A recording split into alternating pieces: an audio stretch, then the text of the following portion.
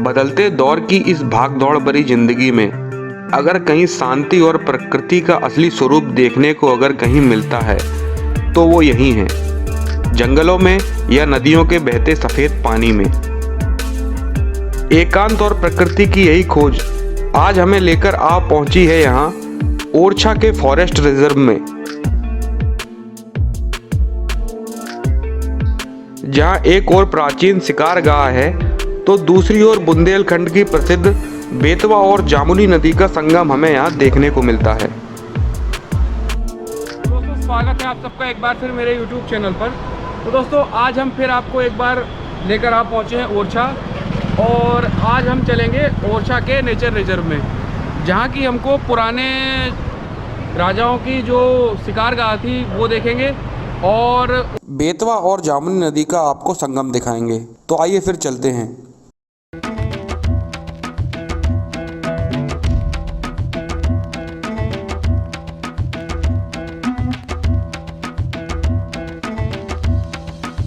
ओरछा के forest reserve का यह हिस्सा बेतवा नदी और नगर के दूसरी ओर पड़ता है, और यह फॉरेस्ट रिजर्व ओरछा से करीब 1 से 1.5 किलोमीटर की दूरी पर स्थित है।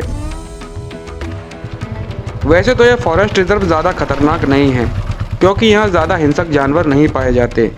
यहाँ मुख्यतः सियार, हिरण, मगरमच्छ, नीलगाय, मोर और बंदर जैसे जानवर प्रमुख रूप से पाए जाते हैं। वैसे तो डरने की कोई बात ही नहीं है।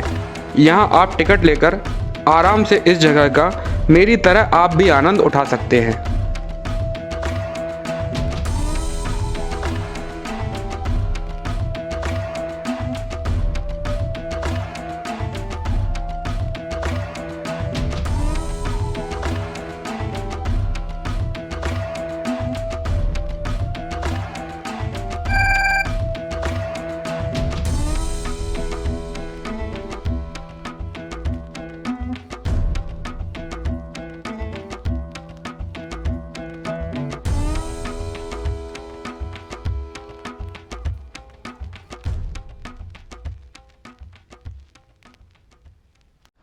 तो दोस्तों आखिरकार हम पहुंच चुके हैं शिकार गाह, और जो कि ओरछा से करीब 2-3 किलोमीटर जंगल में अंदर है। और जो ये जंगल है यहाँ पर आपको करंज के पेड़ मिलेंगे और सागौन के, जो कि दीमक रहित रहते हैं, इनमें कभी दीमक नहीं लगता। और ये जो आप देख रहे हैं ज़्यादातर नदी के किनारे जो पेड़ हैं ये अर्जुन के पेड़ हैं, और ये हृदय के रोगों को सही करने के लिए औषधि का काम करती है, और ये करीबन 100 साल पुराने हैं। तो आइए फिर चलते हैं शिकार गाह की ओर।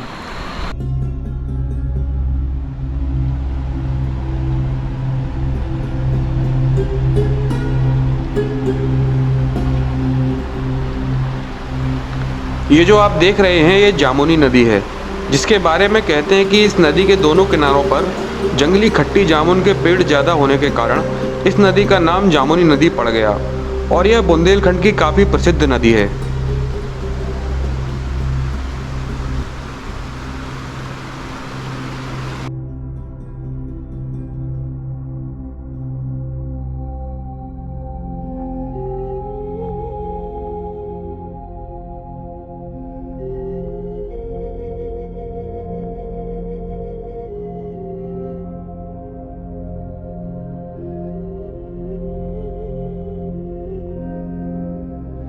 दोस्तों ये है पुराने ज़माने की शिकार गाह। जब राजा महाराजा शिकार करने के लिए आते थे यहाँ नदी किनारे, तो उन्होंने ये अपने छिपने के लिए ये शिकार गाह बनवा रखी है।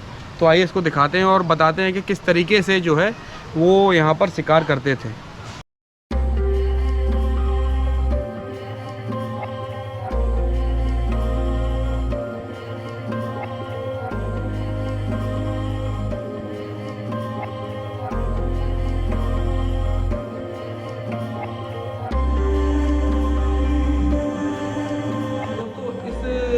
शिकार गाह का बनाने का उद्देश्य यह था कि यह एक तो पूरी तरीके से नदी के किनारे बनी हुई है, और आप ये देख रहे हैं ये छोटे छोटे जो बने हुए हैं इसके जो छेद हैं, इनसे शिकार को देखकर यहाँ से तीर वगैरह चला सकते थे जब कोई जानवर यहाँ पर पानी वगैरह पीने आए।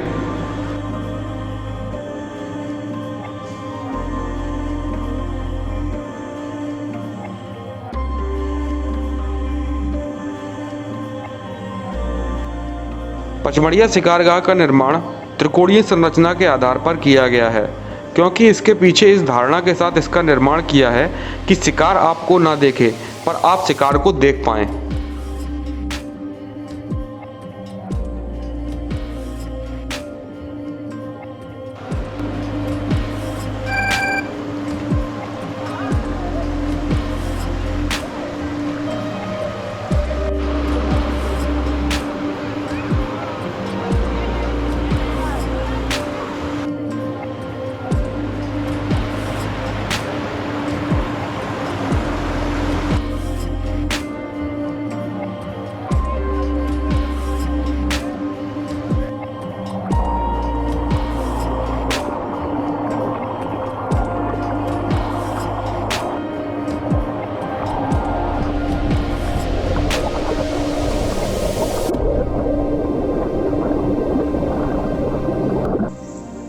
तो दोस्तों शिकारगाह के बाद अब हम चल रहे हैं बेतवा और जामुनी नदी का संगम देखने के लिए।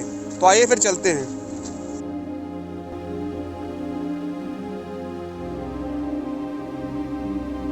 बेतवा और जामुनी नदी का यह संगम जंगल के दूसरे कोने पर पचमढ़िया शिकारगाह से करीब 1.5 से 2 किलोमीटर जंगल के अंदर ही पड़ता है।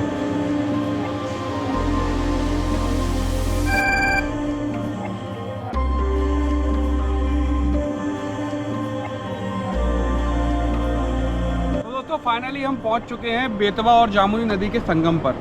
तो दोस्तों ये आप इधर साइड देख रहे हैं, ये बेतवा नदी है, और इसके आप इधर साइड देख रहे हैं तो ये जामुनी नदी है, और बीच में इन दोनों का जो है संगम है, और ये फिर आगे की ओर निकल जाती हैं।